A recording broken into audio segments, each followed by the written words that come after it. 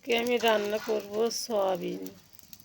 একটু আগে সিদ্ধ করে নিচ্ছি, সিদ্ধ হয়ে গেছে। প্রথমে আমি সয়াবিনগুলো ভেজে নেব।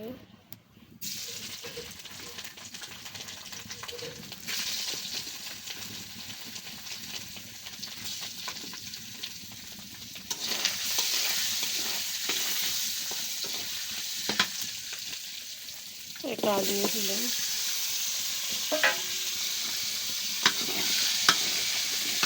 এই তো সয়াবিনটা আমার ভাজা হয়ে গেছে, লাল লাল করে ভেজে নিচ্ছি। তো মশলা কষানো হয়ে গেছে, আমি সয়াবিনগুলো ঢেলে দেবো।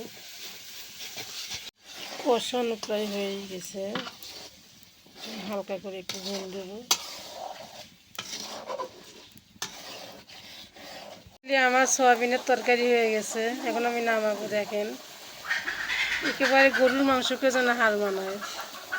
কার কার সয়াবিনের তরকারি পছন্দ কমেন্টে জানাবেন, শেয়ার করে পাশে থাকবেন। ভালো থাকবেন।